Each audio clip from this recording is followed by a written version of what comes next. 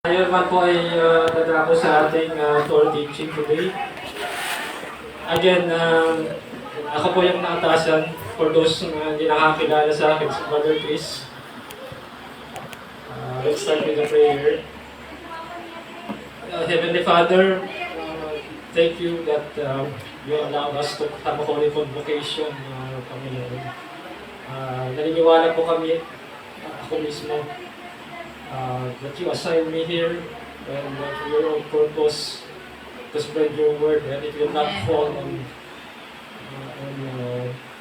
deaf ears or ears that will not listen, but those who will listen intently today will be greatly blessed. Naniniwala po kami doon, Panginoon, at panawakin niyo po ang aming isipan, give us the energy and the capacity and the inspiration kung kami ay tumatamlay, Panginoon, sa aming pagdilig.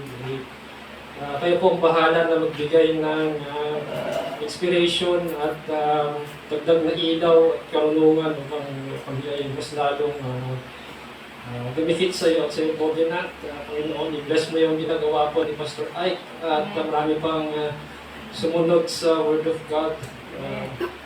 Sa Covenant, marami pang sumali po sa Covenant ninyo at graft in. At at the end times, bagamat kung minsan po kami ay nakikita namin parang kakaunti, ngunit sabi nyo nga po, 10,300, we will take the 300, Panginoon, kung yun ang kalooban mo. Then, at yun naman, sa mga puso't isip na yun, Panginoon, bagamat po konti, ay tunay naman na sa'yo lamang makikinig. And we ask this prayer in the most holy name of Yeshua, Mashiach. Amen. Amen. Amen po. The week was filled with a lot of lots of good news today. Unang araw pa lang ng week. And well, maraming usap-usapan daw na may mga bagong sakit na naghanap. Hindi ko alam kung monkeypox pa ay lumalaganap po ngayon. At may conspiracy theory behind that. Meron din yung mga katotohanan na news. Ayun naman po, alam naman natin kung mag-aral lang tayo ng more and more information para alam natin kung paano protektahan yung sarili natin. Ika nga po, no? Bago ako magsimula po, parang gusto kong magbigay ng... Hindi ko alam kung tama ba yung term na disclaimer ba yun. Ako po ay umupo rito bilang isang... Ang rangko ko po sa university ay assistant professor for... Yun lamang po, tapos wala na akong balak po na maging full professor pa kasi hindi ko na tinuloy yung doctorate ko kasi lumipat na ako dito, hindi na ako nakatira sa Santa Mesa. So, in other words, limitado po yung aking kaalaman kahit sa mga bagay na tuso. Katunayan nga po, they joke around about me na parang obscure mong teacher from tapos, pati pamilya mo, sarili mong pamilya sa bahay, hindi naniniwala sa iyo. Parang ikaw si Noah, yung irony na yun, na doon po sa kwento ni Plato, sa kuweba ni Plato, nakita niyo yung ilaw, yung nakarinig, nakita niyo yung ilaw sa labas. Pero lahat ng mga kasama niya sa loob ng kuweba, siya lang yung nakawala sa chain. So doon sa loob ng kuweba, lahat ng kasama niya doon, ang nakikita lang nila buong buhay nila, yung mga anino sa loob ng kuweba, they're so used to seeing the shadows. So they prefer the shadows to the true light. Kung ikaw ay nakalabas sa kuweba at dali-dali mong sasabihin na gusto mong ikwento yung nakita mo sa labas ng kuweba, sa mga kasamahan mo, ay sasabihin nilang, hindi namin nakita yung nakita mo, nakikita lang namin yung mga anino. So masisisi ko pa yung mga karamihan, ika nga, no? Pati mga estudyante ko na every time na lang na after the semester sabi na sa ng grade ko satisfactory lagi yung grade ko. Every semester na lang, ganun. may problem eh. Parang hindi ako makasunod dun sa paraan ng gusto nilang pagtuturo ng mga millennial ngayon. Hindi ko alam kung ano. Kung PowerPoint ba o ano eh, this is even getting pasay na yung PowerPoint presentation, so you need to be like as intelligent as artificial intelligence. Pero hindi rin ako AI eh. Tsaka hindi ko pa rin pinipermit na mag-submit sila sa akin ng papel na galing sa ChatGPT. Hindi yun yung gusto ko eh. Gusto ko yung pinag-aralan pa rin nila. Kasi hindi pa rin alam ng ChatGPT na yung information minsan na niluto at usang uri ng reception. So bilang teacher po, sasabihin ko sa inyo, napaka-dangerous ng trabaho ng pagiging teacher ngayon kasi kailangan, alam mo, marunong kang tumingin at sabi nga ni Pastor Ay, lalo na sa Torah, ikaw kailangan matalas. Kasi alam niyo po, matalas yung kaaway natin. Ang ating kaaway, yung enemy, matalas po siya. Alam niya yung word. That's right. Minsan mauunahan ka pa niya ng doon sa race ninyo. Whether it's only, 5 centimeter or 1 mile away, kung mauna pa siya, edi ayun, mahirap po yun. So kailangan maging matalas po tayo. Nakita ko yung, hindi ko alam kung false prophet para sa inyo yung lumalabas ngayon na si Abdullah. Alam niya, meron Israel din siya eh. Tapos sabi niya, Jew daw siya at Muslim at the same time. Wow! Kung ganun man ay, sige. Pero mukhang marami siyang alam at mukha siyang learned. Paano mo ngayon sasagutin yung mga ganun mga tao kung kaharap mo siya? At parang ako po ay, ang dami natin kakaharapin ng mga ganun. So, hindi ko po mapigilan na sabihin na kung ano yung nalalaman ko na isang uri ng scholarship na natutunan ko sa universidad ay siya rin ginagamit ko sa pag-aaral ng Word of God. So, kung minsan pag hindi tayo magkaintindihan, ganun talaga. May mga po ito, yung mga prerequisite. Kaya nga tayo may elementary at high school eh. Tapos balak pa nilang tanggalin daw yung ibang mga subject na tinuturo namin na gagawing holistic yung pananaw ng tao. Ika nga, from the university, ako kung bakit tatanggalin yung ethics at art daw sa college at ilalagay sa senior high school. Ito may senior high school pa ba? Meron. So yun, ewan ko, latest Republic of the mo senior, yun nga yun eh. So ito po so bago tayo pumunta doon sa Torah portion, gusto kong i-share muna ito yung tinuro ko nung last week sa aking mga estudyante tungkol sa misunderstanding. The main question is that ano yung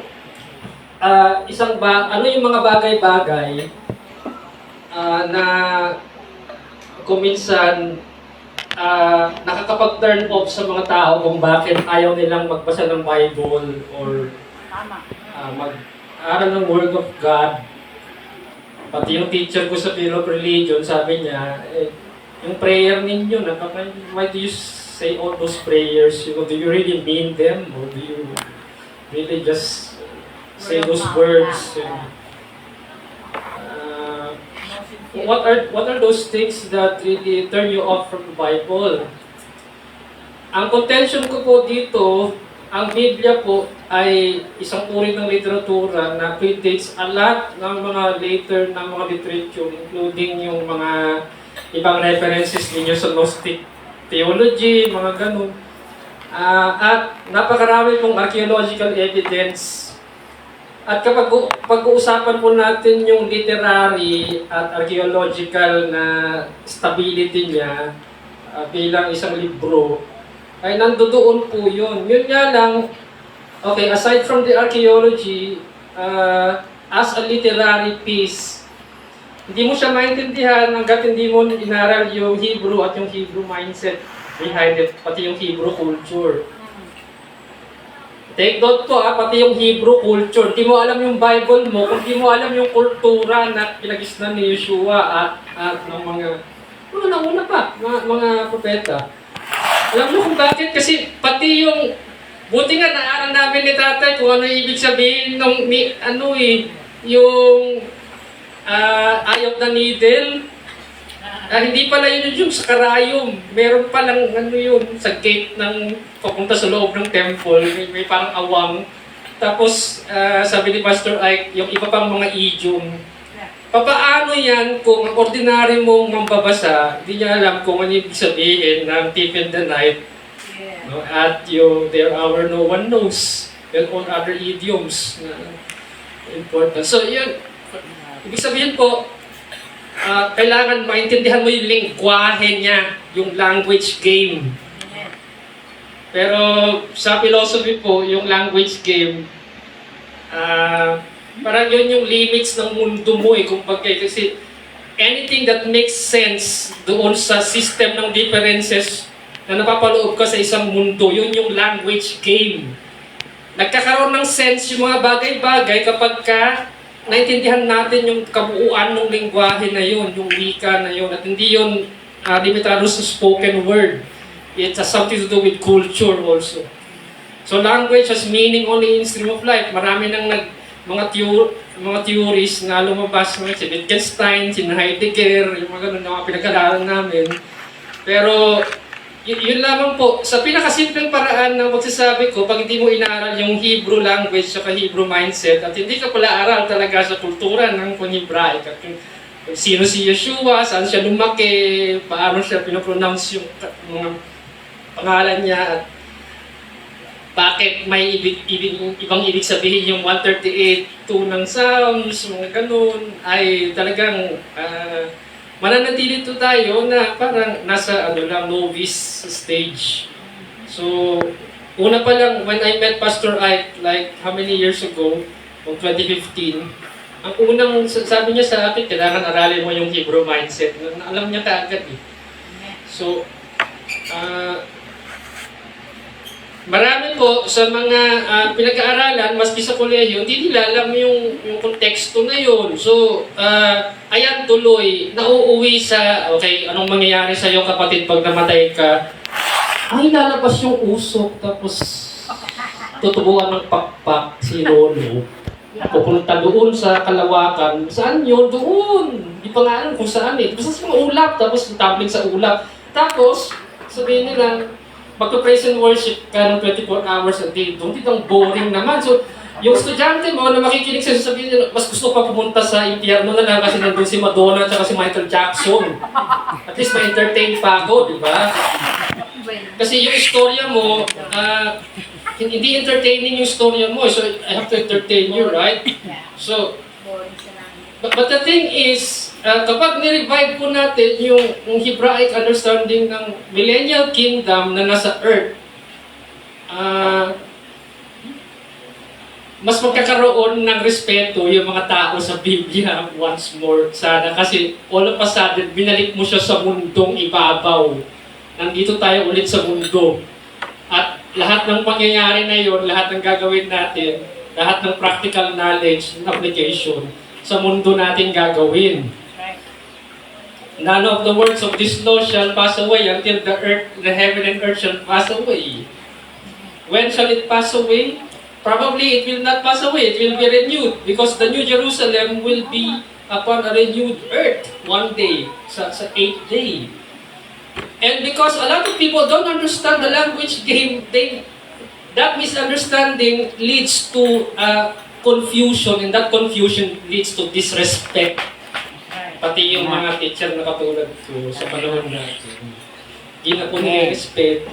Sino ka ba? Ka man mayaman, hindi ka naman bilyonaryo, sa kalanan. Ba't ka magtuturo niyan? Alam mo pa yan? Wala akong sinasabing alam ko na yan. At ang naintindihan ko lang po, kailangan mong aralin yung lingwahe niya. Doon mo tayo magsimula sa lingwahe niya. Ganito po yung lingwahe na natutunan nila sa mga theology. Magsimula muna tayo po dun sa, bago tayo pumunta sa Torah portion. Merong dalawang uri, kasi tinuturo ko yung philosophy of history. Kapag philosophy of history, nag-uusapan natin kung ano ba yung meaning ng history na to? Meron bang destiny ang tao na nakapaloob sa history? Ito ba ay mapupunta sa maganda o demise? Kasi sa siyensya po ngayon, hindi sila naniniwala na na marireverse mo pa yung climate change. At mukhang kung ang UN, kapag ka ibaba mo sa certain amount ng degrees yung temperature ng mundo at nasunod mo yung mga guidelines, hindi ka makaka-contribute sa pagkaguna o pagkawasak ng mundo. Pero yung mga teorya ni na Paul Crutzen, ni na Clive Hamilton, mga ganun, kung kilala ninyo, sasabihin nila, ang tao po yung primary driver ng climate change kasi tayo yung nagbubuga ng carbon dioxide, pati yung hininga ng kalabaw, tsaka yung baka sa So yung farming, masama daw yun kasi naglalagay ng carbon dioxide. So ilimit mo yung farming. Kung pumatay ka, sumunod ka ng 32,000 cows a year sa some parts in Europe.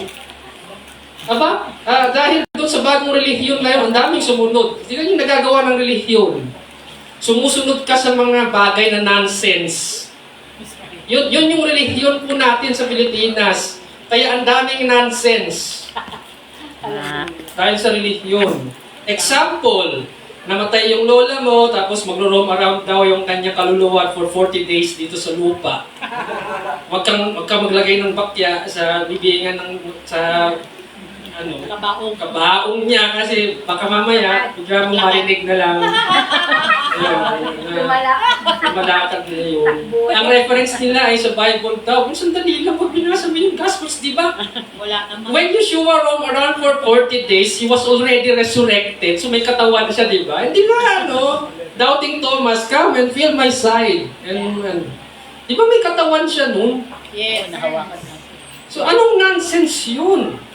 Tinuro ng matandang father from the same people who are saying na okay lang maging mahirap at i-justify natin yung kahirapan ninyo kasi yung pera ninyo na binibigay nyo sa amin, okay lang yun, meron kang reward sa afterlife pa.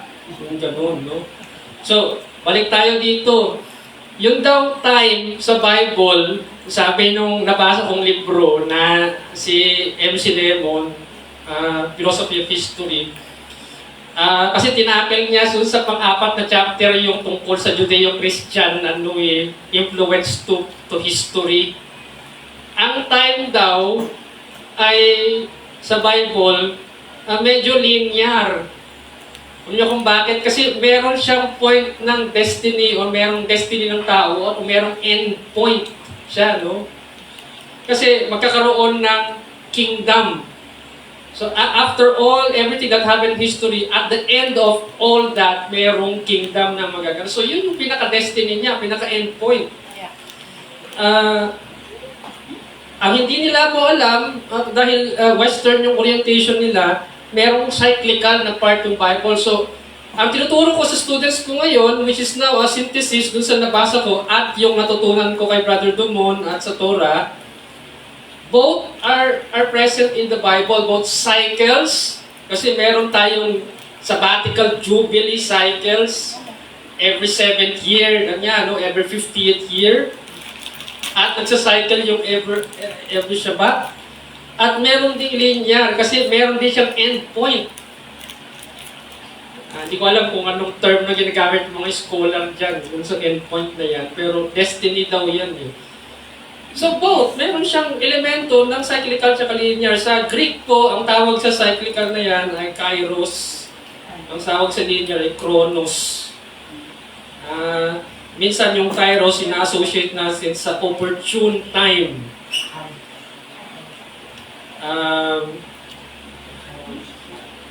Kaya siguro yung paghahanap natin ng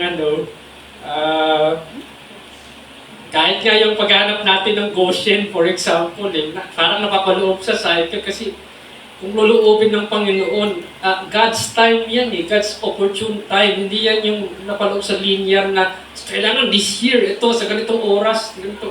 Hindi eh, hindi siya mathematical, foolproof mathematical na ano eh. So may elemento pong ganun ang Panginoon, both cyclical and linear. Pero sure tayo dun sa linear na destiny kasi papunta tayo sa millennial kingdom at pagkatapos doon ay sa 8th day. Okay, so nilinaw ko po yun at kailangan pong linawin sa aking mga students para mas maintindihan nila. So, hindi po ako apologist, pero sinasabi ko sa kanila, dahil maling istorya yung inistorya sa inyo tungkol sa Bible, kaya tuloy din yung nirerespeto ngayon. So, meron pa, itong author na to na nabasa ko, meron po siya, at gusto kong i-warn lang din yung mga readers ko tungkol dun. Meron pa silang tinatawag na eternal Rome.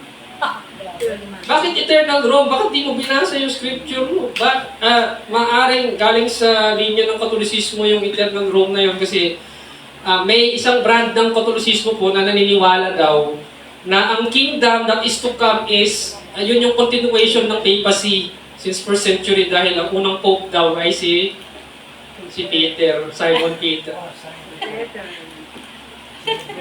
Ito yung sinasabi ko tungkol sa superstition. Saan part ng Gospels mo nabasa yung tungkol doon? Kung hindi man ito, yung sarili mong idea na sinuperimpose mo doon sa binasa mong literatura. So, sabi ko, balikan mo yung literatura mo para mas makita mo yung eksaktong narrative o istorya. Kasi magkaiba tayo ng istorya eh. So magkaiba kami ng storya. Ito yung storya na alam ko nung binasa ko siya. Hindi ganun. Wala mong papacy na nag-start yung 1st century. It was already after na ng after na ni Constantine. 313 AD, Edict of Milan, marami nang nangyari. Na-establish na yung Kingdom of Rome at later on, nagkaroon naman. So, minention din ni Lemon to, bagamat, siyempre, hindi niya alam yung lingwahe na yan. Siguro tayo yung mas nakakaalam dyan because ika nga, we are more learned, at least in the literature, in the Hebrew text. So, mas alam natin kung saan ang gagalingan yan at may mga interpretation pa tayo na baka Ottoman Empire yan eh. Pero saka na tayo magtalo dun. So, the Millennial Kingdom, minsan, yung ibang Katoliko, akala nila eternal Rome yan. Hindi ko alam kung bakit. Papacy ba yun? Is the last Pope Jesus Christ? Hello? He will never be a Pope. No. He will not. So, adopting the notion, the whole idea ng papacy, it's not in the Bible. Either. Adopting the notion of the inevitable eventual collapse of empires, or blah blah blah. Okay. On the contrary, due to a misinterpretation of the holy text, many Christians avoid a rational earth kingdom mindset in favor of heaven. Yun yung sinasabi ko kanina. Na pupunta sa langit, at yung langit na yun, hindi yan yung langit na New Jerusalem. Ibang idea yung... Kaya nag-lead sa maraming superstition. So, kaya maraming nata-turn off. Dahil sa maling idea na yon. Saan ba nanggaling tong idea na to? Maaari pong dito nanggaling yun eh. Saan ba yun? Yung libro na yun.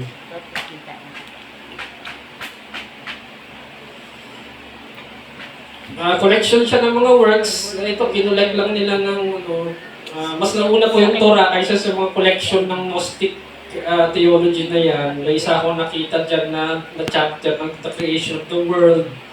Ni Pistis Sophia, and then she created the world out of hatred, out of her encounter with darkness, and then the world was created out of mistake. So earth is a mistake. So, what you need to do kapag ka na-disembodied ka is to separate yourself from the world. So, pag na-separate ka na sa mundo, pupunta ka na doon sa kalangitan. Yun yung mabuti. Kasi masama tong mundo na to. Yung kalangitan yung mabuti. Kasama palad, itong konsepto na ganito ay pumasok po sa Kristyanismo. Particularly sa local, sa Pilipinas. Yun yung prevalent.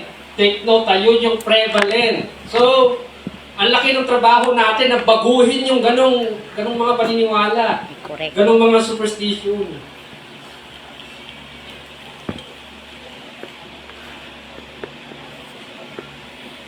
At hindi lang po ako yung may trabaho niyan. Lahat po tayo. Amen. Buti nga, natuturuan natin yung mga bata ngayon para hindi na nila manahin yung maling istorya eh. Sa teacher nila sa grade 3 religion class. Na naman. Ano tuturo? Diba? Saan? And then I oriented my students with the books of the Tanakh. Sabi ko sa kanila nung first century, wala namang New Testament o Britaga siya nung first Meron century. silang gagawin. It was still being written by the disciples. So what Yeshua was quoting actually are the books of the Tanakh. Controversial nga itong Daniel na to kasi dapat pasama siya sa Nevi'im. Although the Bible is the most published literature, many find it not too interesting. The cause of this is not that the scriptures cannot be substantiated by historical and archaeological evidence. There's overwhelming scholarly, historical, and archaeological evidence in proof of the many stories sa Bible na yun. At kahit naman, wala kang archaeological evidence, katulad ng iba pang mga libro, like sa mga libro ng mythology, interesado pa rin sila eh, maski walang archaeology yun eh. Eh yung Bible natin, meron na ng archaeology, maayos yung kanyang pagkakasulat, kung tignan natin, intelligible siya, at historical pa. Kasi nandoon pa yung libingan ni Abraham hanggang ngayon. Yeah. Controversial nga lang kung si Sarai pa yung kasama niya doon o si Diba? Opo. Pero may archaeology. So how come many are not interested? Dahil nga po doon sa storya na yon na maging kerubin ka sa langit pagkatapos. Yun na. Pupuri ka na. Saan parte ng Biblia mo nabasa na maging kerubin ka pagka... Wala. It is really the idea that the ultimate destiny of man is to go to heaven as a disembodied soul or becoming an angel. It's not very appealing. We do not seem to have a clear idea of what the notion of heaven is. But the literature sa ating Bible means that instead of man going to heaven, it's the other way around. Laging ganun, no? It is God who establishes heaven on earth. Hashamayim ve'et haaretz. Kaya nga meron tayong mabihon na prayer. Ang dami kong ganitong mga gamitin nyo na lang mga ganyang mga YouTube channel na kung saan pinapakita kung saan sa Hebron nakalibing si Abraham. Sa Hebron. Opo. Sina Sister Florence nakapunta na doon. Hindi ko alam kung may picture sila, pero maganda rin na may tayong eyewitness. Maganda rin na may tayong mga research tungkol dyan. At kung Abraham. Of course, you also have Jabal Makra at Jabal Al-Laus in Saudi Arabia, and that's the correct location of Mount Sinai insofar as they had to go through the Red Sea, no? The Sea of Reeds. And marami pong mga nakapunta na dyan, including Brother Dumon, and they're saying precisely na totoo daw na merong platform doon na parang bangin na kung saan pwede kang mag-gather ng thousands of people, and then probably that's where they waited, and then Moses went up to the top of the mountain, at yung pinaka tuktok ng Jabal Makla na yun ay umitim. Kitang-kita daw na yung maitim na tuktok niya ay wala daw doon sa katabing mga bundok. So it's recognizable. Alam mo ba kung saan yung At yung mga, Sinai Tabo? according to the stories, yung mga bantay doon ng mga Muslim, kapag you're looking for Jabal Makla, ang ibang tawag pa daw nila dyan ay Jabal Musa. which is the mountain of Moses. Coincidence ba yun? So, hindi ko na sinasabing 100% archaeologically accurate yung mga bagay na to, pero kung titignan mo, pati itong mapa na to, na kung saan they have to cross over, before you reach the Gulf of Aqaba, merong Nuweiba Beach daw doon. At kailangan nilang mag-guide ng cloud by day and pillar by night kasi parang pag ganun-ganun siya na valley eh. Canyon daw yan eh. Bago ka makarating dun sa beach, bago ka... Tapos meron daw parang land bridge dyan. Nakakamangha actually. Pero parang sa klase namin, ako lang yung interesado at ako lang yung excited. Some people are not very excited. Lalo na kung archaeology at katotohanan yung pinagsasabi mo, minsan hindi excited. Hindi ko alam kung bakit mas interesado pa yung mga tao minsan pag-usapan yung buhay ng artista, kaysa doon sa mga historical na ano. Bible. Biblical. Yan po yung nakita nila sa Nueva region kapag ikaw sumisid doon, makikita mo yung Chariot. mga chariot na wheels na yan daw ay binahayan na ng corals Doon pa rin. in the seabed. And there's an underwater land bridge apparently. Plus, ito pa yung nadagdag. Ngayong panahon ko lang na to na research yung tungkol sa ginawang kanal ni Joseph when he was in Egypt. So, alam na natin yung land reform na ginawa niya. Agrarian reform, somewhat naging model ng ating modern day agrarian reform. Pero sa kanya, 1/5 of the grain will be stored or dun sa mga nagbenta ng lupa nila. Then, okay, you surrender 1/5 of the grain to Pharaoh, yung mga ganon. So, meron siyang maayos na regulation ng lupa. So, I also brought that up doon sa conference namin sa philosophy one time. Sabi ko, pinag-uusapan niyo si Marx lagi at nagreklamo kayo lagi na walang lupa ang Pilipino. Sinusunod ba natin yung regulasyon or ano? So, baka naman meron tayong mga batas tungkol dyan, di natin sinusunod yung batas. So, it's not really yung batas that is at fault. It's really that many people would not abide by the terms of the agreement. So, meron pong kanal si Joseph at hanggang ngayon, papunta sa Fayum yun. Nandiyan pa rin hanggang ngayon. Yung ginawa niyang kanal na kung saan may kinonect niya sa Nile River yung tubig at papunta doon sa Fayum Desert. At hanggang ngayon, yung nandiyan pa rin yan. At I would imagine that even during the famine, nakapag-farm sila doon sa region na yan dahil may tubig na umaagos. Maski pa paano. And this stunning historical record sa Bible lang po ito mahanap. The only ancient historical record associated with Bar Yosef, the canal of Joseph of Bar Yosef, is the narrative in the Bible. Genesis 37 onwards, the story of Joseph was betrayed by his brothers, became a governor, and so on and so forth. So the amount of evidence meriting everything that we're talking about here during Shabbat, even the Bible, is just very overwhelming. But many, including our Christian brothers and sisters, I'm sorry to say, you don't find this to be academically appealing. Minsan kukuha ka ng verse from the Bible, tapos kukuha ka ng sarili mong interpretation based on your subjective interpretation. Which is not really a good habit. Kasi may pinanggagalingan siya eh. Let the Bible interpret itself according to its original context. The narrative of going to heaven, in our culture, in our Christian culture na more than 500 years na, going to heaven like a cherubim in heaven, ito buwan ng pakpak, mag-praise and worship 24 hours. It replaced the narrative kingdom of the kingdom on earth, the millennial kingdom on earth. and the eighth day. At hindi rin nakatulong yung filosofiya na minana namin, yung pinag-aralan namin kay Aquinas at kay Agustin. Kasi dito ko na po sa MLTC natutunan yung tungkol sa Millennial Kingdom, hindi kay St. Augustine.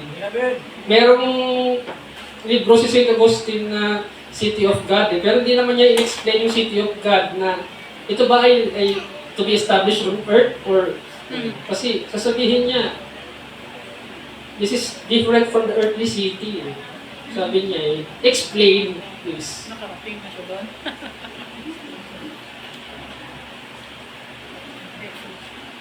Why many disregard scripture because of the wrong notion of afterlife which does not tell the story of an earthly kingdom. Hindi naman ako nagreklamo na sir, bakit yan hanggang ngayon?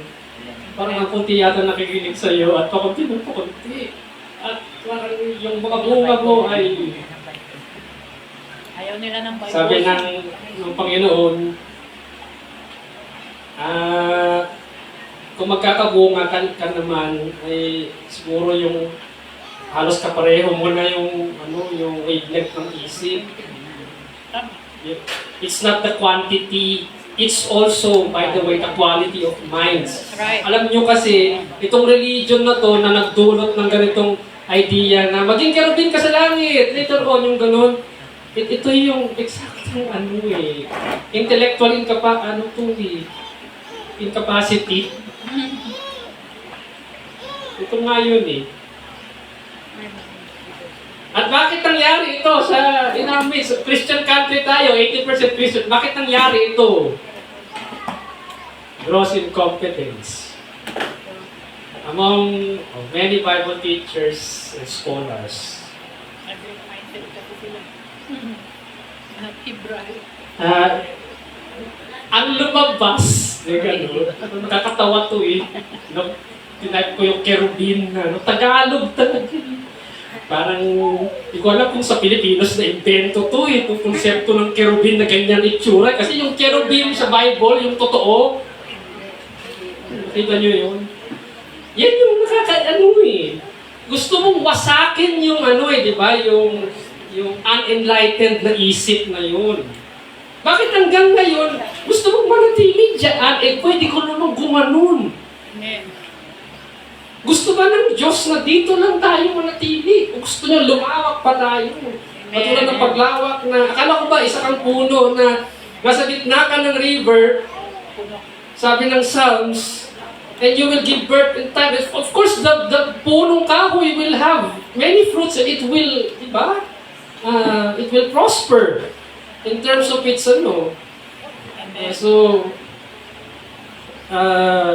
lalaki yung kanyang mga branches and everything. So that the popular ideas and drawings are not Bible accurate.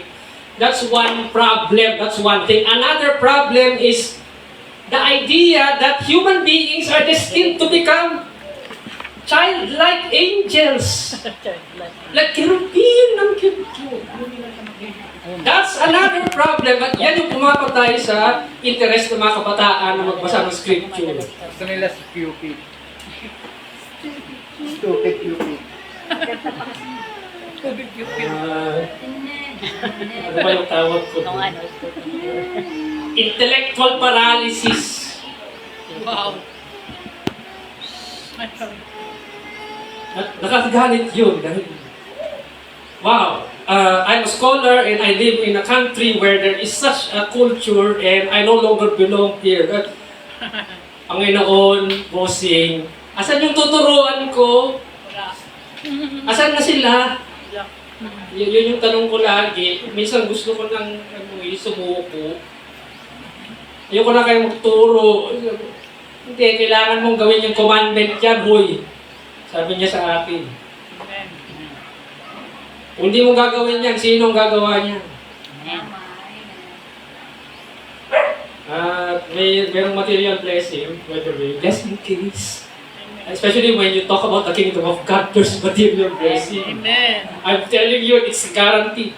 Amen. Ano sabi ko? Blessed and holy is that had part in the first resurrection.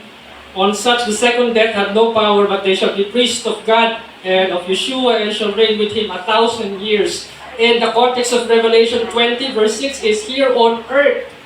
Why? Because after, when you read further, after the 1,000 years and Satan will be unbound, they will be attacking pretty much the encampments in Jerusalem, which is on earth.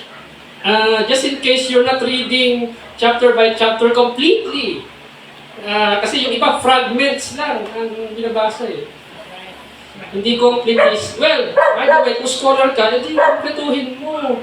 Kaya nga, pag nag-assign ako ng buong libro, chapter sa libro, buong chapter talaga eh.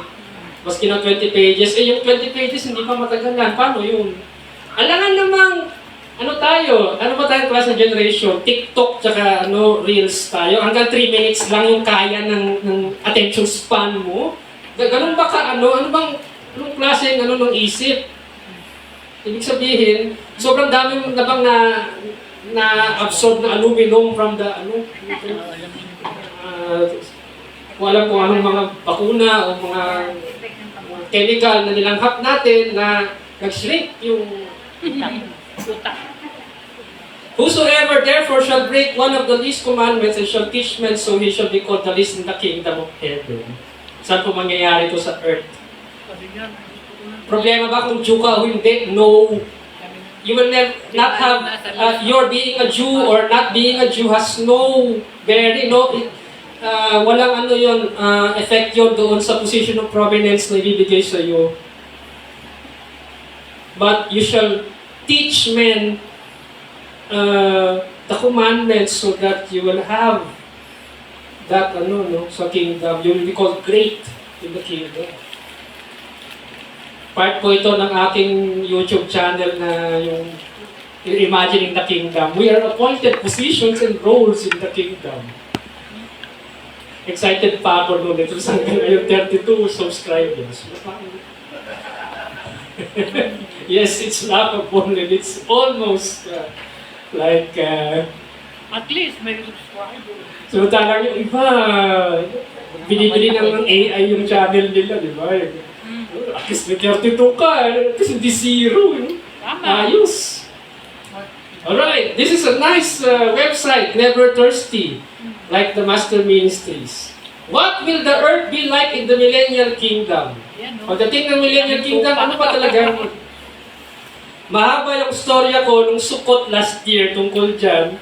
Mahaba rin yung video story ni Jim Staley. Kaya dito sa website na to, kinalaps na lang nila, pero kulang pa rin. Pero at least nandun yung mga key elements. Yeah.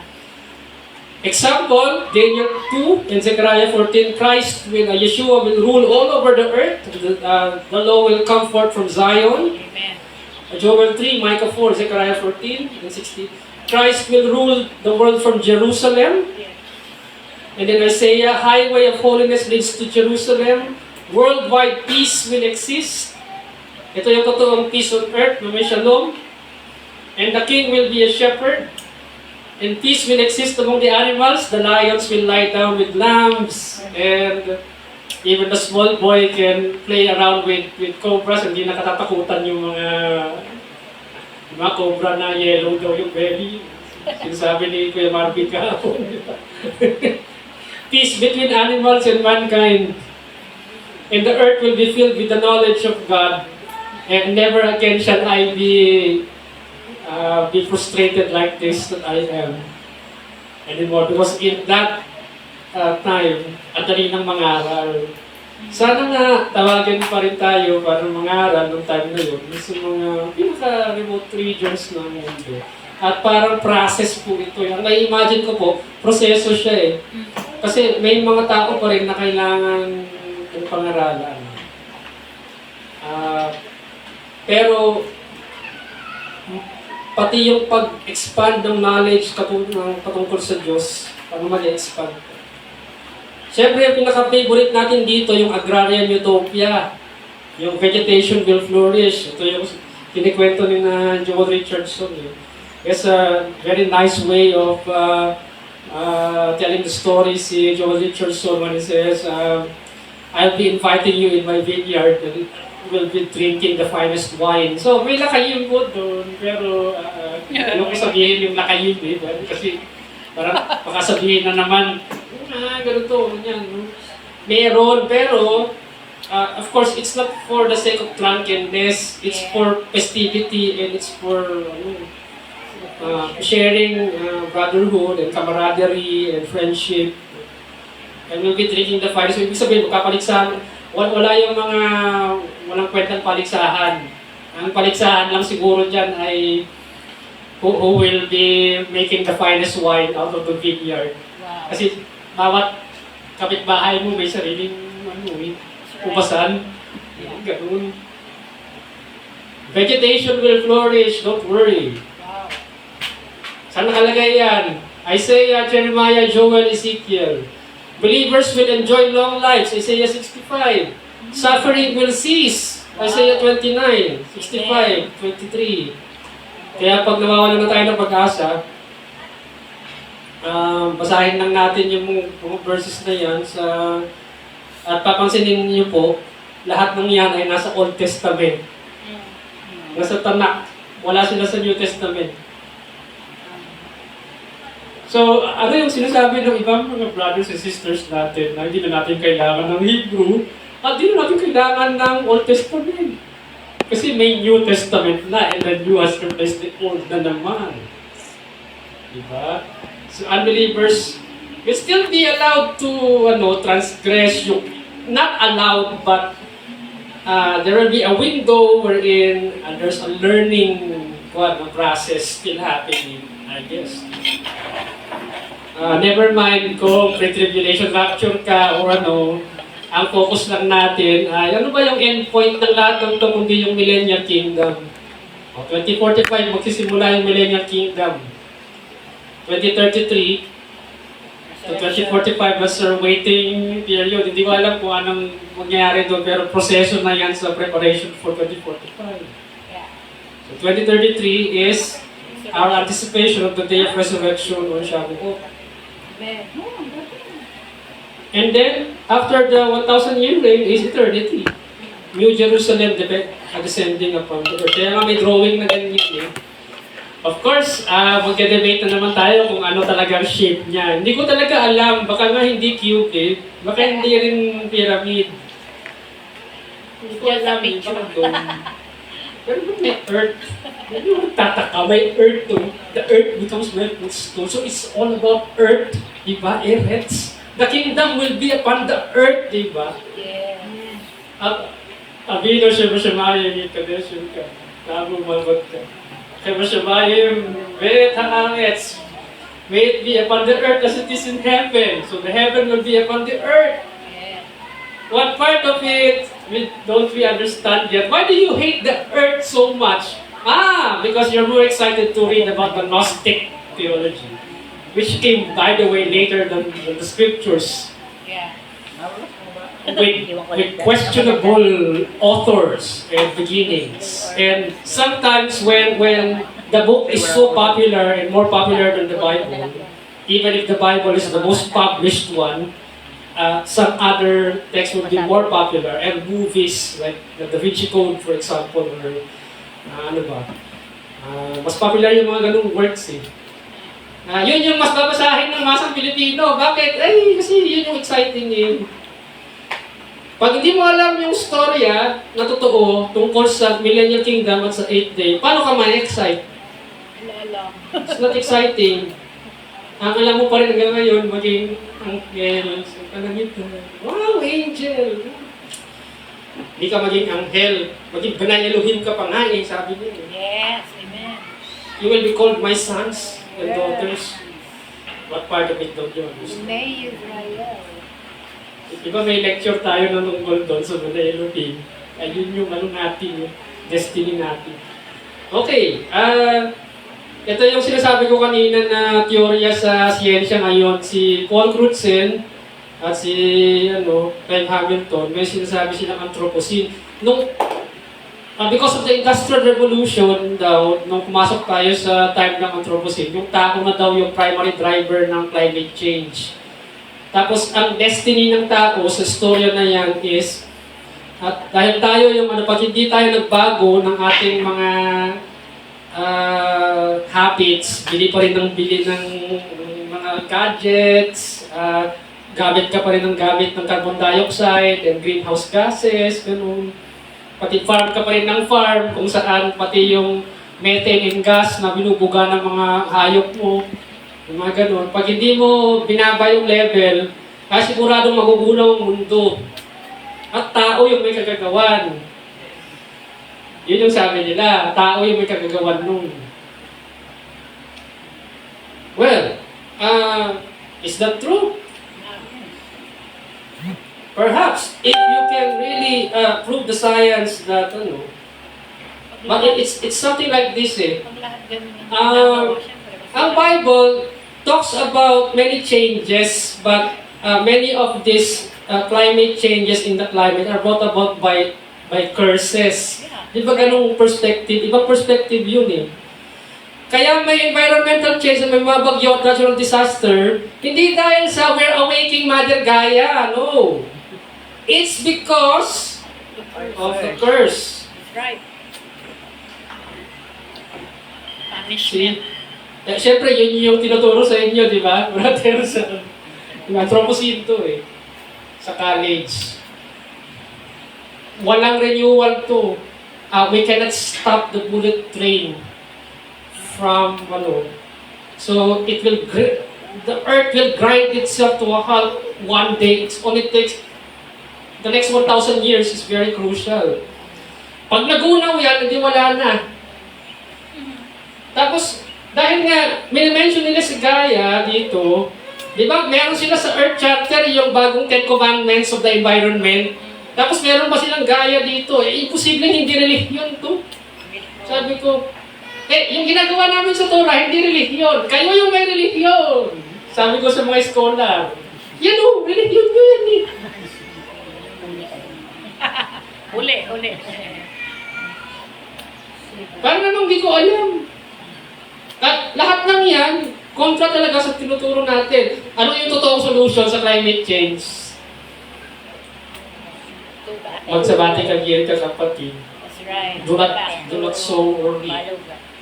You follow the Shemitah. Amen. Follow the Jubilee years and you will not have a problem. Says who? The one who created the universe. Amen. So, siyempre, hindi sila naniniwala doon, di ba? Tama. But kung naniniwala ka doon, yun yung rules niya eh. Yeah. Siyempre, i-minimize mo na rin yung, yung mga bagay na hindi mo kailangan. Like, do you need so much aviation and gasoline to travel here and there? Kapag ka sa Millennial Kingdom naman, pwede mong utusan yung balyena, tapos sakyan mo yung balyena, di ba? Punta ka doon sa gusto mong puntahan na lugar. Or layon. I don't know what will happen during the millennial reign kung gano'n man talaga, kung kakailanganin man. Pero sigurado ko na yung mga high caliber na mga pinagmamalaki na mga mayamang Pilipino natin na bumibili sila ng armored car, hindi nyo na kailangan. Bakit? Swords will become plowshares. Yung mga kagamitan pandigma, gagawin ng mga kagamitan sa agrikultura. Ay, sir, bahala kayo kung are you into military warfare, yung mga gamit pang militar, yung gano'n, na stealth bomber ng Amerika, yung gano'n. Para naman napaka-cool nun. Yun nga, yung weapons of mass destruction nga siya eh. It looks cool, but it's a weapon of mass destruction. Just in case you did not understand. But that will be crushed into things that will be used to till the land. Wow. Yun yung nakalagay doon. So ang solusyon sa problema natin sa environment, mag-Shemitah ka. Kung Jubilee years ka, kapatid. Yun yun. Amen. Ano mag-ismita? Ayoko nang ituloy yung religion nila kasi ito yung destiny ng tao. Pagdating sa UN, sabi nila, in the year 2030 agenda, ito yung mangyayari. Basta sundin nyo ng lahat ng protocol at sabihin namin sa inyo. And poverty and hunger, magkaroon ng equitable quality education, achieve gender equality. United Nations to Ano yung paraan para ma-achieve natin to? unahin muna natin yung mga farmer. Like in Ireland, mayroong panukala sa pamahalaan na 65,000 na mga baka ay susunugin para hindi na magdagdag ng problema sa carbon dioxide, carbon footprint. Pero sa pagkakaalam ko ay may international collusion talaga na mag-produce ka pa ng mas marami kasi mas malaking tax yung babayaran mo sa mga members ng IPCC. Para namang di ko alam yung corruption. Kaya umalis si Trump dun sa di ba? Paris Accords. Di ba yan yung Paris Accords? Yan yung niya. Ito yung promise niya eh. Do you think we will achieve this? Not until we give in to their measures of austerity, like this one. They have no other rules. Yan yung rules nila. So, anong gagawin natin? Maraming tao sa Africa hindi kumakain. Tapos papatayin pa natin yung cattle. Kami So, na yun lang yun. doon. Pakain na doon. Pakain na doon sa Africa. Dali na lang dito. Dali na lang dito. Tapos, sabi ni Brother Marvin, Doing corned beef burger. yung mga elite daw, hindi ko na sabi kung sino sa kanila, yung former vice president ng gumawa ng mansion sa bilang beach. At pag nag-travel sila, di ba travel, hindi ko magamit ng gasolina yung aeroplano kung nag-travel. Kailan lang ba? Nagsisave pa sila. Ikaw ordinaryong tao, ikaw yung mag-save. Ikaw yung magtipid. Kami, hindi kami magtitipid. Kasi alam namin sinungaling kami. Pero ito yung unang solution nila. Tapat na yung pagkain. Ito na ko kontrolan. Nagwanit ka niya. So it's okay. Just keep on producing carbon because they're not going to stop you from producing more. Because they're going to tax you anyway, and people from the IPCC will be sitting on billions of dollars, trillions of dollars in the year 2030 from China alone, from the carbon footprint the gain from China. So, para naman di natin alam, are we born yesterday? Isang mistake sa'yo. Tapos may parang ganyan blanco kasi pupunta tayo dito sa totoong sa Marina. Yung Behar, which literally is on the mountain, because the Lord called Moses on the mountain, again in Leviticus 25:1. Mount Sinai, tama, may Mount Sinai tayo kanina. This portion from the Torah introduces the laws of the sabbatical years and the jubilees and the laws concerning redemption. Katulad ng diniscuss ni Pastor Alvin last time, without knowing about Leviticus 25, the term redemption, which is connected to salvation, so salvation, redemption, walang sense yun unless alam natin yung Torah principle niya, yung redemption, na konektado sa redemption na ginagawa ng mga yung next kin, yung di ba, yung kinsman redeemer na principle.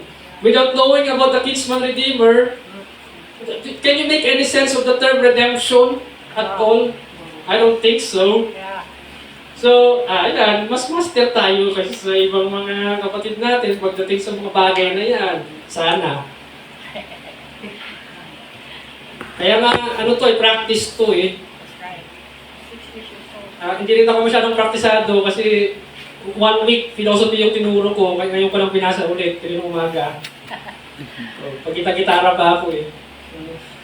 For 6 years you shall sow your field, and 6 years you shall prune your vineyard. 6 years. But on the 7th year, there shall be a Sabbath of solemn rest for the land, a Sabbath for the Lord.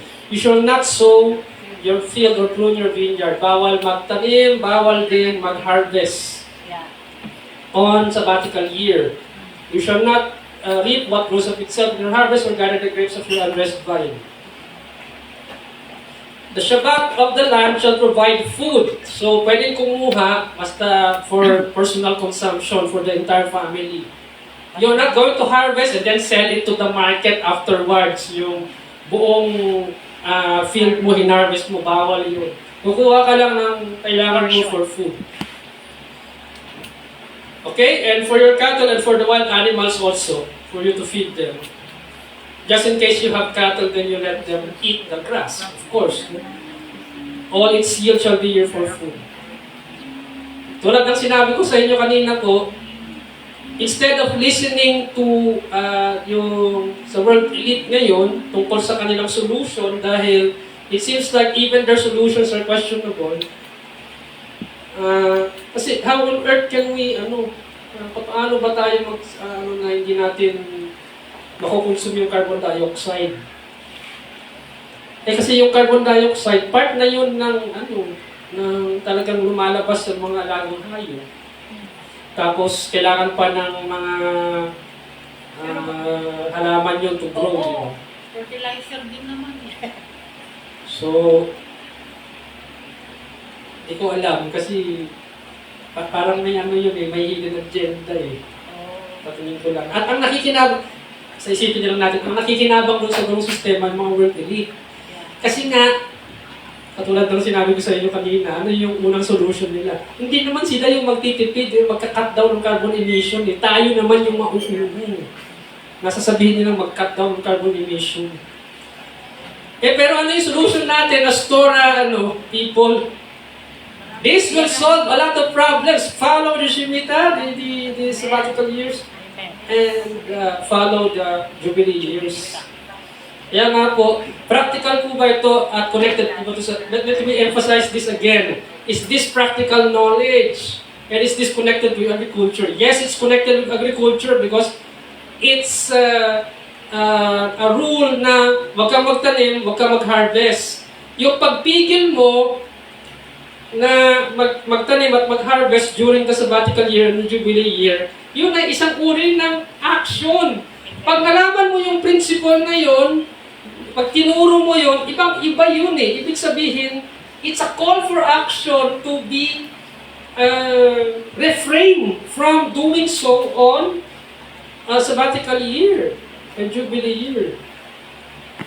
So, ibig sabihin, may practical value siya. By restraining yourself, you get the blessing of Shemitah and Jubilee years. Yung act of restraining is already action. Activity po yun. Active ka na nag-restrain ka. Kasi mahirap mag-restrain Tama. So, hindi pwedeng sabihin na impractical yung Torah. Kasi, this will be practice. At pag hindi mo ginawa ng tuloy-tuloy, parang malilimutan mo na katulad ng pagre-review, sabi ni Pastor Alvin last time.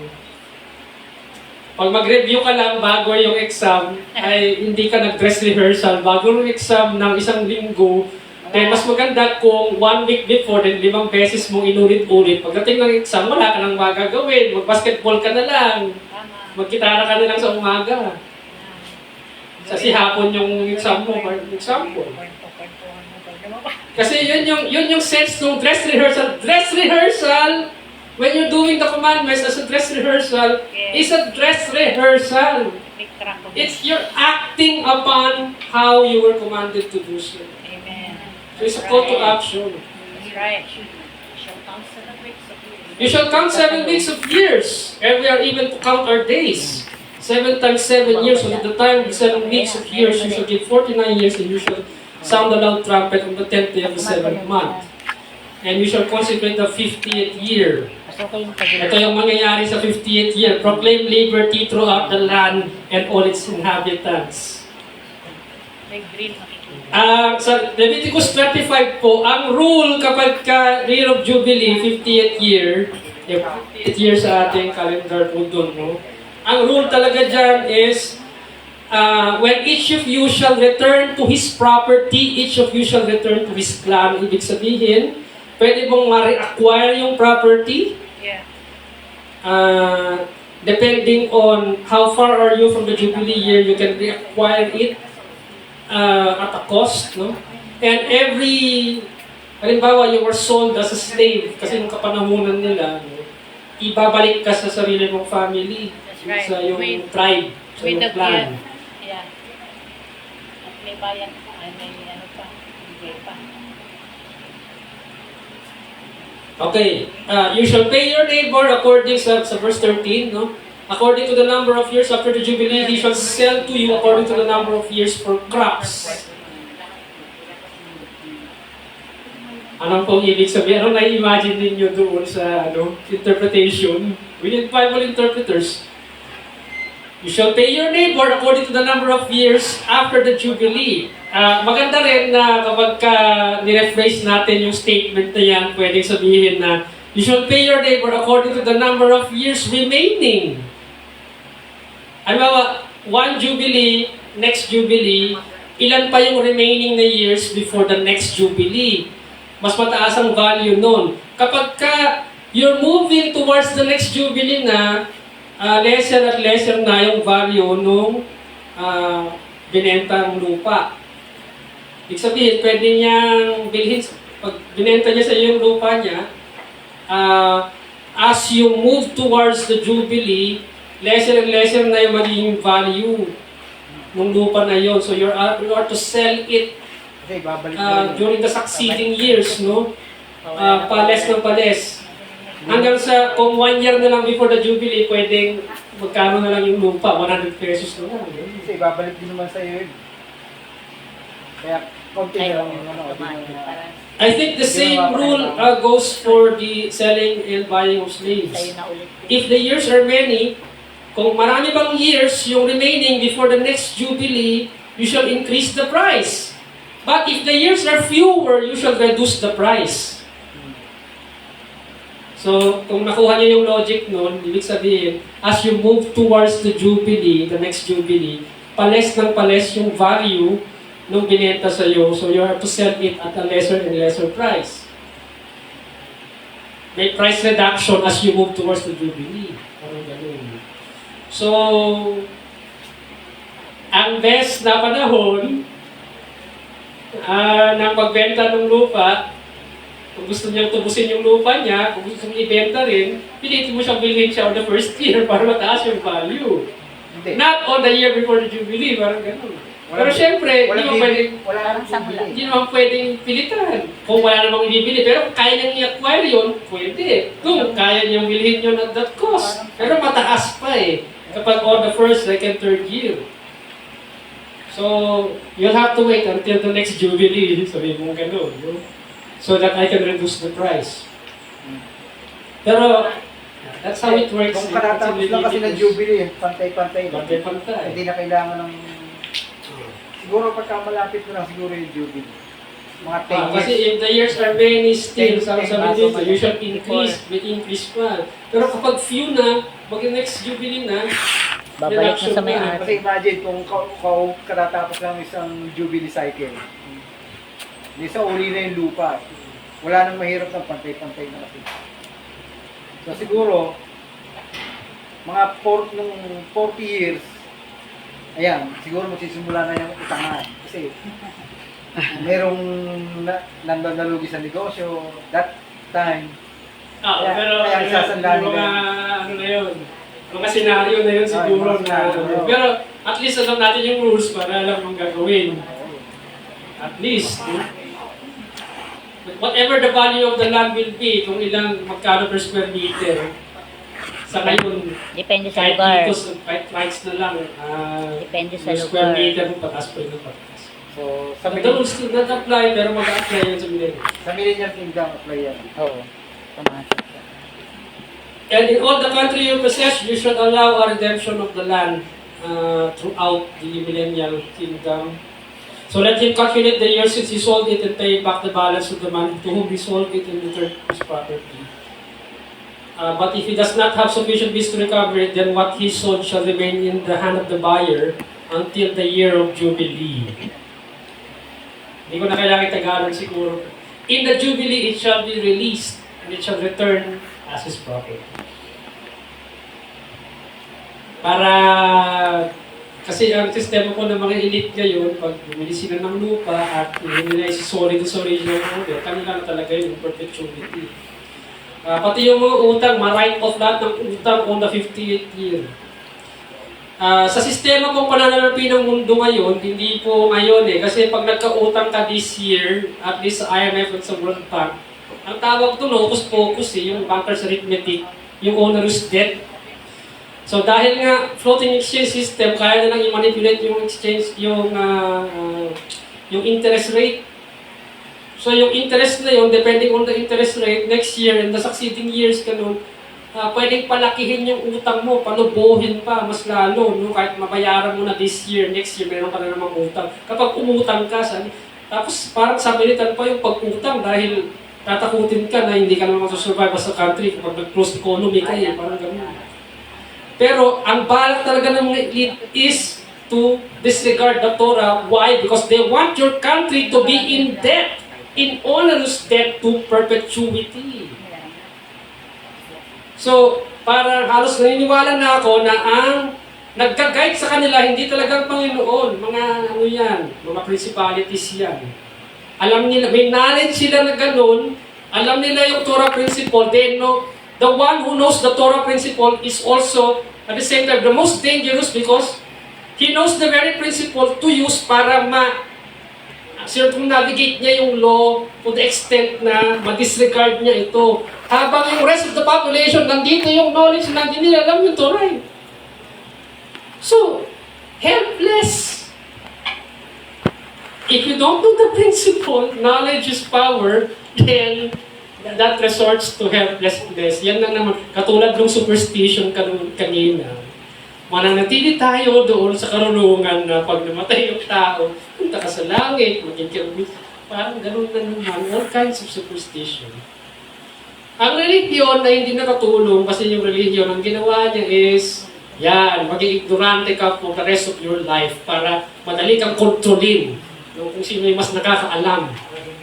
Kaya tayo, dapat nakakaalam din tayo para mapantayan natin yung nakakaalam na yan para ituwid. Kasi sila yung nagpapatupad, sistema nila yan. So, kung maikutan nila yung sistema ng Panginoon, yung kanilang sistema, kailangan tayo, alam din natin yung sistema nila para maikutan natin yung sistema nila. Pero hanggang sa ngayon, at the mercy pa tayo dahil gumagamit pa tayo ng Messenger at Facebook at Reels. Kanila yan. Pero kung nagkaisa tayo at alam natin, then as one community, okay, we abide by the sabbatical and jubilee years. And many problems are solved. Guarantee ba yun? Sabi lang sa Deuteronomy, your enemies will go 7 ways. Sabihin, protected ka from your enemies. Kaya nga, minsan sabi ng mga estudyante ko, hindi ka ba natatakot, sir, sa pinapage mo? Binabangga mo na yung mga institusyon ng mundo eh. Kasi mga elite, tsaka mga ano yung... Yun nga kasi yun eh. Kailangan magkaroon ka ng faith. Yung faith na yun, mas pa paano, take courage, no? Because I already know their solution, and the solution really, malabo para sa akin yun. Yun yung solution nila. Itong solution na to yung gusto kong tignan eh. Kasi ito yung nag-work para sa akin, yung solution na yun. Now, if you don't trust the solution, the system of the government of the kingdom, why are we here? We should trust the government of the kingdom. Rules niya yan. Ito pa, karagdagan po. If a man sells a dwelling house in a walled city, sa loob daw ng syudad, pag meron siyang bahay doon at binenta niya inside the walled city, then for a whole year, the duration of 1 year, within a whole year, he may redeem. Pwede niya kunin, i-redeem yung bahay na yon within 1 whole year after it is sold. Within a full year, may he redeem it. So verse 30, and if it not be redeemed within the space of a full year, then the house that is in the walled city shall be established forever to him that bought. Throughout his generation, it shall not go out in the Jubilee. Pero magkaiba po yung rules. Kapag yung bahay ay wala naman sa walled city, kundi nasa isang village lang. Diba? Sa town, ng walls, walang fence. Or fence lang na katulad ng elementary lang na fence. Ganyan, no? Wala namang walled city, no? Na matatawag na parang malalaking walls. Siguro yung walls na naguho ni na Joshua. Yung panahon niya, no? Yung ganun. The houses of the villages which have no wall about them shall be counted as the fields of the country. They may be redeemed, and they shall go out in the Jubilee. So the Jubilee principle applies to those properties, no, which are not within walled cities. It applies to them, yung mga property na yun. It may be redeemed at any time, even after a year, and they also will go out to the original owner, will be transferred to the original owner on the year of Jubilee. So, ang pagkakaiba lang niyan is kung nasaan yung location ng house, kung nasa walled city ba, o nasa village lang na hindi naman walled city.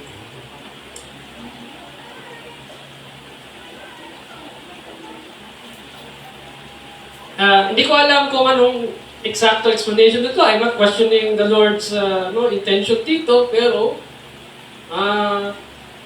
siguro, pinagpapalagay na nakabili ka ng bahay sa walled city, ay meron kang mas financial na kakayahan para i-redeem ito within a year.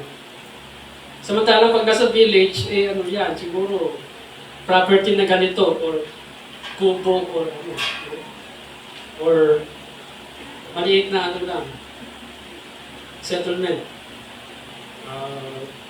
Ano bang tawag ko doon sa ginawa natin na farmhouse. Farmhouse. Ano ba? Farmhouse. Okay, ito na yung kindness to your poor brothers, especially sa mga kapatiran daw. If your brother becomes poor and cannot maintain himself with you, you shall support him as though he were a stranger and a sojourner, and he shall live with you. Take no interest from him or profit, but fear your God, that your brother may live beside you. You shall not lend him your money at interest, nor give him your food for profit. So, pwede mong patirahin sa yung compound, yung isang brother becomes poor, for example, patirahin nun, tapos pagka pahiram ka daw ng pera, hindi pwedeng may interest. Pero sa mga kapatid to. Okay? And do not give him your food for profit. Provided that, of course, hindi naman pwede na walang benefit yun, so yung brother na yun should be another hand, no? Para magbigay din siya ng benefit dun sa household. Then, he must do his part, of course. No? Yung kindness na yun, sa tingin ko, kasi even in my family, nakita ko yung idea ng generosity, and that's what maintains them, na they are, hindi sila pinabayaan, kumbaga parang they are still materially blessed hanggang ngayon, kasi ang key pala doon is be kind to others, ibig sabihin, be generous. Yung generous heart, yun yung nag-generate talaga ng material wealth din. It's the material wealth that you want. Of course, your needs extend far more than just yung material, kasi kung nagbabait ka, naging kaibigan mo siya, tapos is not taking advantage of you naman. The rules of the Torah applies to both of you. So, isang household. Pero yun nga, pag pinatira mo siya doon, pag nagpahiram ka ng pera, hindi pwedeng bigyan ng interest. Pautang ka tapos may interest. Pag hindi mo nabayaran within 1 month, may 3%. Ganun. Excess. And if your brother that dwells by you be waxen poor and be sold to you, you should not compel him to be as a manservant. Hindi lang pwedeng ituring na parang katulad ng iba pang mga hired na mga slaves. You shall not make him to serve as a slave. He shall be with you as a hired worker and a sojourner. He shall serve with you until the year of the Jubilee. Then he shall go out from you. Hindi ko pa alam yung terms and conditions ng differences between a sojourner worker and a slave. Siguro mas mabigat yung conditions ng slave. Kasi slave nga siya eh.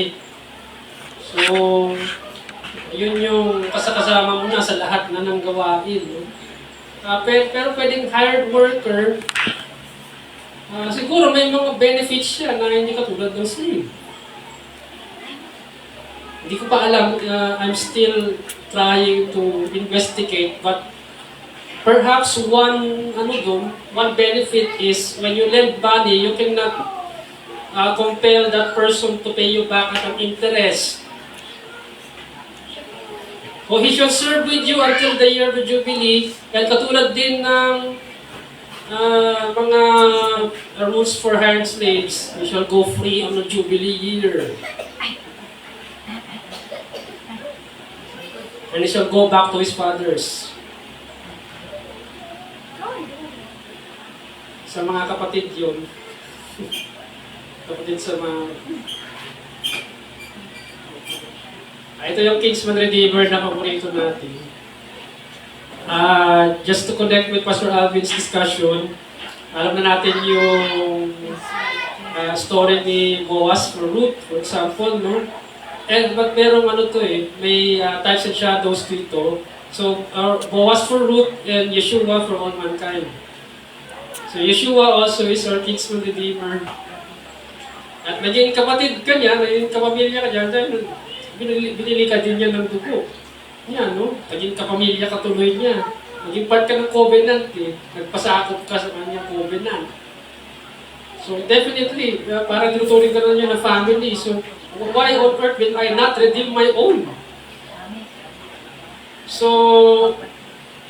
of course, the idea of God is for all mankind to be His own.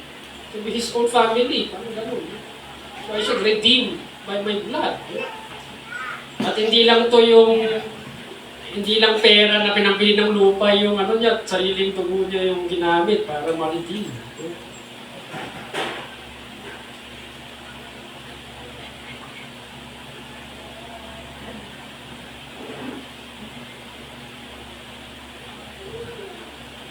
And many more ideas concerning that. We're running out of time. Kaya dito tayo siguro advance to Leviticus 26.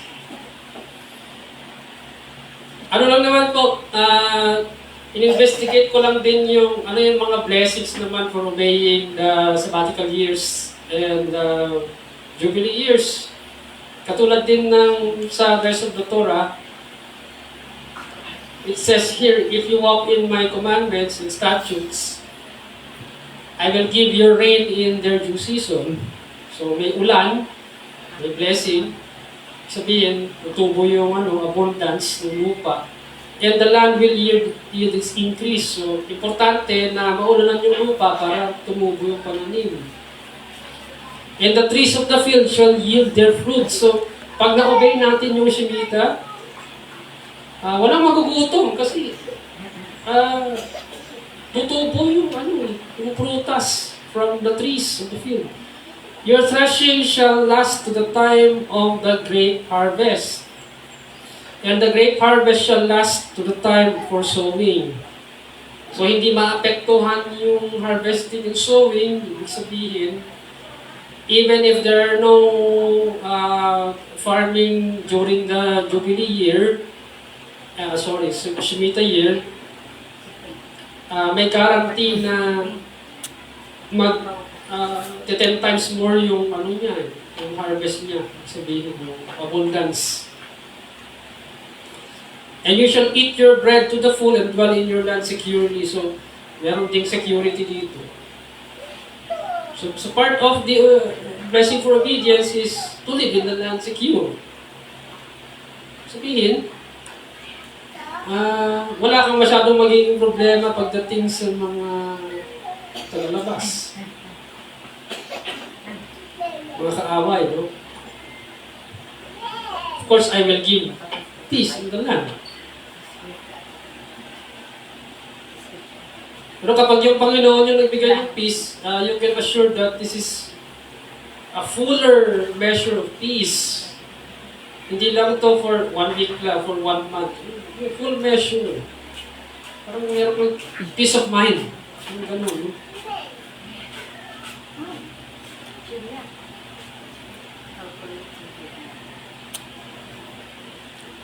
Okay, I was just looking at a second opinion from the First Fruits of Zion dito. Yung kanilang doon sa Behar kasi na doctoral portion, meron din silang parang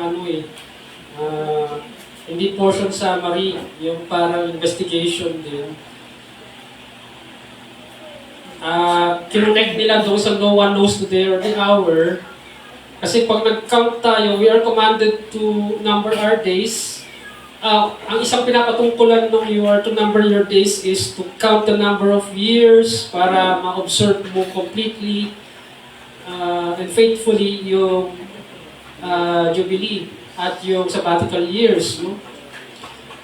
Pero nila dahil nga a lot of people are claiming that we are in the last sabbatical Jubilee cycle at tayo nga, kiniklaim din natin yun. No? Na para bang nasa last Jubilee cycle na tayo. Nire-remind lang naman nila sa atin na kahit mag-calculate ka pa ng ganon, habang sinusunod mo, it's good that you are observing it. Pero in terms of eschatology or study of the end times, baka lang mag-expect yung marami sa atin na parang pwede mo i-calculate sigurado kung kailan yung second coming. Kasi maraming nang nag-dare to calculate daw pero hindi nilang na-predict yung tamang arrival ng Messiah. Eksakto.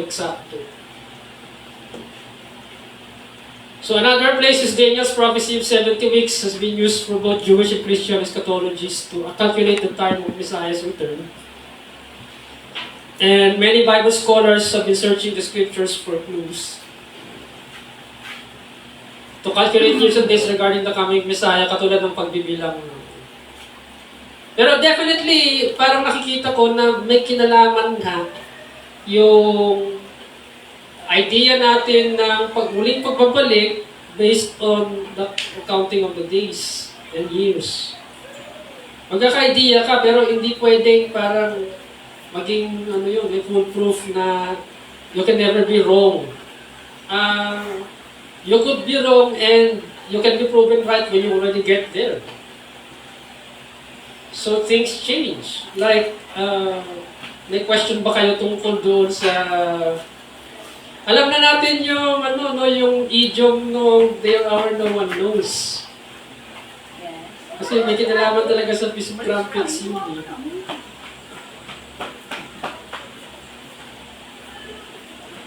Pero yung kailan eksakto.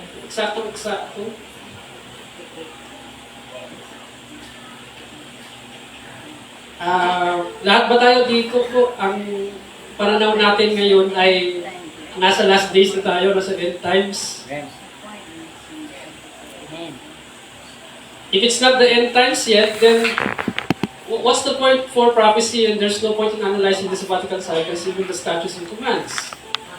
So, yung ibang Christians naman, ganito yung pananaw nila dyan. Hindi pa naman end times tsaka sa millennial kingdom pa naman yan yung masusunod Kasi siguradong hindi masusundan yan ng mundo, napaka-disobedient kaya ng mundo, parang ganun. So anong point niyan? Puro kayo prophecy tsaka mga sabbatical cycle sa millennial kingdom pa naman yan sabi nila. The thing is, baka nga malamit na kasi baka nga end times na, may signs ba na end times na talaga? Dinedeny natin yung, by the way, may mga pandemic na naman na parating daw. Yung COVID ba, naging parang rehearsal na yun of coming crisis. Pag nag-arise yung anti-Messiah, tapos yung measures niya na yung mga mga nakakasakal na mga measures.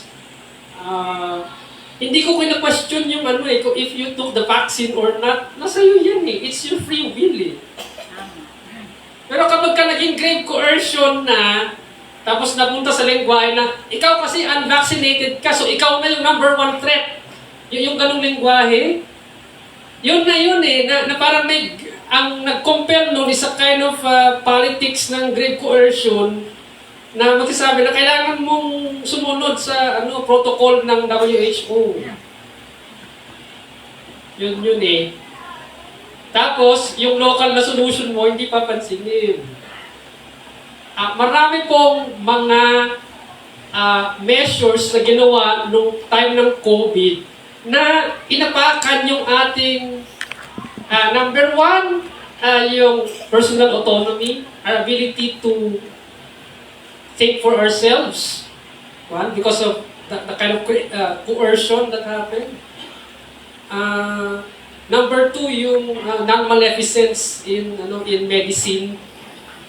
Kasi hindi sila naging transparent na kung anong magiging epekto ng mga tinitake natin mga chemical. And for whose benefit is this really? No? Hindi lang yan yung reklamo natin. Kasi may reklamo din ako doon sa gain of function experiments na ginagawa. Kaya ka pala nagpe-predict ng mga bagong pandemic, doon sa laboratory mismo, pinaplano mo na yung mga susunod na sakit, gumagawa ka na ng senaryo ng mga bagong sakit doon sa mga laboratorio para makagawa ka na ng bagong gamot.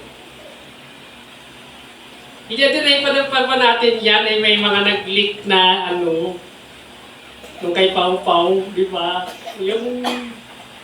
Nung sinara nila yung mga laboratorio sa Amerika, guess what? Kung saan bansa na punta? Yung sa China. Of all places, the Wuhan Institute of Virology. And my goodness, over the news, and if some people are still saying that, ang saya-saya kasi,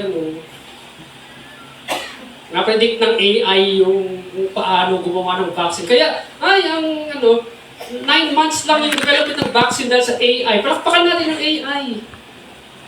Ganun. AI din yung ginamit para ma-sure mo na maraming mahawa. Yung algorithm niya, ginamit din nila para malaman nila kung paano, what's the best way of... And also hiding this from the general public. Kung that, no? Para pag mas maraming bibili nung gamot na galing sa home. Pero, wala akong pakialam doon kung choice mo yan eh. Pero ang mas nakakatakot, hindi yung vaccine. Ang mas nakakatakot dito, yung measures, yung government control. Kung hindi nyo pa na-feel yung government control na yun, at sabi nga ni Pastor, yung sabi ni Isko dati, paliit ng paliit yung espasyo, yung mundo, pasikip ng pasikip. Hindi nyo pa ba na-feel ngayon?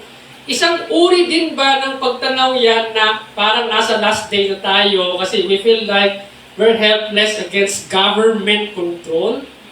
Because that kind of government control is a dress rehearsal of a soon coming system of the world. And I will not repeat that again and over again. So I don't have a problem with the vaccine or those who took the vaccine. It's okay. It's your choice. It's also my choice. But don't blame me. Don't call me a national threat just because I didn't do it or I did it. Kung gano'n, no? Kasi that's silly. No, I'll also accuse you of a logical fallacy. You know what? This was the logical fallacy? Ganito yun eh, yung false dichotomy na tinatawag. It's either you take the vaccine or you die. There are only two options. You take the vaccine or you die. Are there only two options? Pwede ka namang umalis sa syudad o pumunta ka sa bundok para hindi ka makahawa. Yun yung option C. May question mark doon. May option C ka. Hello? So, By limiting it to only A and B, false dichotomy ka. Amen. Hindi ka nag-aaral ng logic. Amen. Common sense. Or wala kang common sense. Salamat, brother. Common sense lang yan eh. Yeah. Sentido kung... Kasi nga, dahil nga doon, dahil doon sa logical fallacy, nag-lead yun sa another mentality. Uy, hindi ka nag-vaccine. Threat ka! You're the biggest threat! Ha? Hindi na yung nagka-COVID na yung nag-threat. Threat ka na rin, hindi ka nagpapakuna. Ano pa naman yan? Ganun yun. Bagong relihiyon na naman. Kapag nagiging ideology na siya, naging relihiyon na siya. Ayun. But we are not talking, I'm saying it passionately here because I'm heavily frustrated. Bakit hindi nag-iisip ang mga tao? Yun yung nakaka-frustrate. Deceive sila. At hindi nakatulong yung relihiyon para ano Na-deceive. yun. Brainwash sila. Yan ang Brainwash. galing ng ano. Brainwash. Deceive sila. We're not talking about the merely isolated event of a pandemic here, but rather the installation of many forms of global control. Ito yung mas nakakatakot. We could have the next Pharaoh on the rise. Amen. Sana, totoo nga na mag-arise ko na parang Egypt on time ni Joseph. Sino si Joseph? We do not calculate in a foolproof mathematical equation or formula. We look for patterns and signs. Ano yung sinasabi ng kalendaryo natin? Baka hindi nyo pa ginagamit hanggang ngayon to prove something na we probably are approaching the days of famine. Yun na nga yun. Pansinin ninyo yung patterns doon. Doon sa kalendaryo ni Brother Dumon. 2026 to 2033 are likened to the days of famine doon sa sabbatical cycle ni Joseph. Papasok na tayo noong 2026. Ang end ng famine ay 2033. 2033, 2024 is in line with the days of Lot. Anong nangyari doon sa Sodom? Anong ginunaw yung Sodom? And the days of Noah during the flood of Noah. So, anong naitulong sa atin ng calendar? Patterns and cycles. We look for patterns, cycles, and signs. We're biblical. We're Torah. And we're not stupid. Amen. We're not guessing. Amen. Hallelujah. Kaya nga, yung roadmap to the end times, kung i-repeat ko lang po, last na lang, siguro bago tayo magtapos, yan po. Kung may doubts pa kayo, na we could be living in the last days, balikan nyo yung Matthew 24 at Revelation 6, may one-to-one correspondence daw yung events doon nung opening ng seals, pati yung next ng mga seals pa, at yung sinasabi ni Yeshua sa Matthew 24, si Yeshua na mismo yung nagturo. Sign number 1, there will be false Messiah. Inopen yung unang seal, may false Messiah. Yung bow without an arrow. Yung tama, may seal din yung UN na parang bow na gano'n. And that bow will go out and conquering and all over the world, global system siya. And arising din ng mga maraming mga false Messiah. Anong tingin ninyo kay yun sa bagong ngayon? Messiah making figure doon. Hindi ko pa alam eh. Kaso, yung Richmond false prophet siguro. War and chaos, Matthew 24:67. War and bloodshed. Yan, sign number 2. Nangyayari na ba yan? Marami na bang false Messiah? May war na ba and rumors of war? And wars are escalating to the point ng nuclear warfare na. Famine. You don't feel the famine in the drought? Authority to kill. Itong verse na to.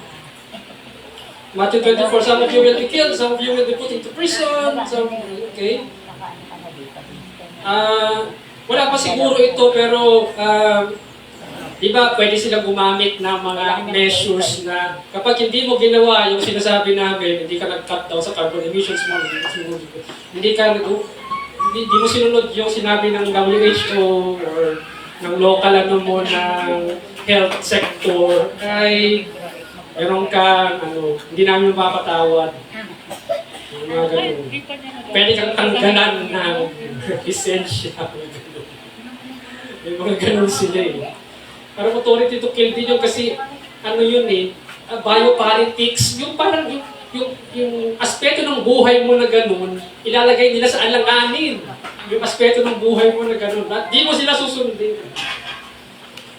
So, Great Tribulation yung susunod dyan. Nasa sign number 5. Wala pa tayo dyan.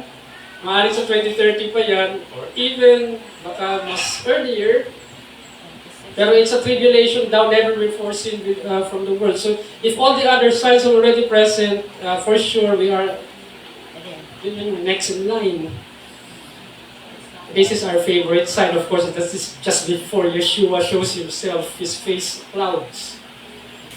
The moon darkens and the sun will not shine its light, and the stars fall, the heavens shaken, and the earth dwellers, yung mga nandun sa mga underground facilities, yung mga mayayaman, okay. Let the mountains fall before then the Lord will come to punish. No? And many tribes mourn. Tapos lalabas ang Panginoon, sisilip siya sa clouds. At saka palang mangyayari yung rapture pagkatapos ng tribulation. Yung rapture na yan, harvest yan eh. Hindi ko na pabalikan pa ito, pero yan. Is there only one solution? Logical fallacy. If you limit yourself to only 2 choices, para bang yung letter A lang yung solution mo, you take the drug or you die, then is there only one solution? Because I have other solutions. I can also create my own medicine on that, no? And do we believe in God? If you believe in God, then He will sure protect you from the pandemic. Sana. Pero yun nga, may panahon na yung sarili kong family, no, when I visited them sa takot na takot, baka ako daw mahawa sila kasi Wala kang vaccine.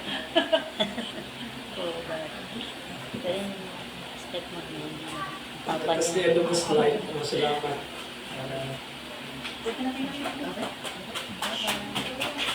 Okay, we can get ready for the final prayer. Thank you, Heavenly Father, for the teaching today, for allowing me to speak, and for making me an instrument to spread your word mo, Panginoon. Magkaroon pa kami ng lakas this week and the week after and the whole year and the days after that, spread yung salita.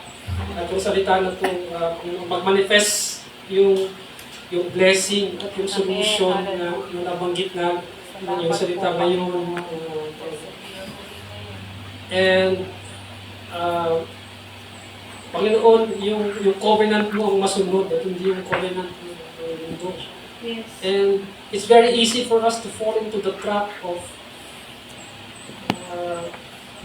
following another covenant, following another idol, or following another covenant of another place, or another leader.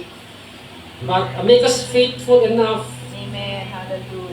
that your Holy Spirit i-mold niya yung aming isip at puso para we can endure until Yeshua comes. Yes. And may it be na mag-manifest sa aming bansa ito dahil we're the only Christian nation in Asia, Panginoon. At kung yung luluubin na yung prophecy tungkol sa fear ay mag-manifest before the millennium reign, Yes. so be it, Panginoon, na maging Torah nation ng aming bansa. Panginoon, we await your coming, and the earth is heavily waiting for you, and we are waiting for you to come, Yeshua, our Lord and Savior, and bless this church. Amen. Thank you, Adonai. In the name of Yeshua HaMashiach.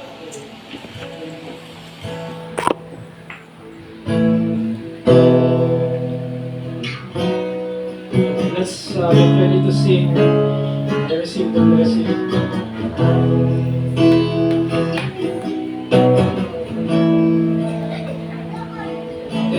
Tayo mo natin sabay-sabay. I receive the blessing. I receive the blessing. Oh, the blessing of the Lord.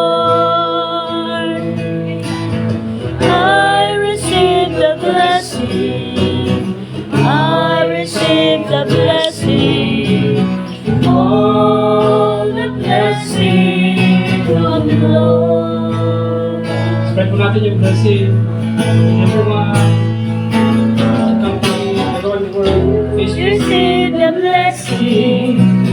You receive the blessing. Oh, the blessing of the Lord. You receive the blessing. You receive the blessing. Oh, the blessing of the Lord. Let's all put our hands on our children and bless them and may they grow in the wisdom and love of God. In Hebrew, kapatid, Yebereka, Yahweh, Berizureka, Yael, Yahweh, Panabileka, Bikuleka, Yesha, Yahweh, Panabileka, Bayashem, Leka, Shalom. Yebereka, Yahweh, Berizureka, Yael, Yahweh, Panabileka, Bikuleka, Yesha, Yahweh, Panabileka, Bayashem, Leka, Shalom.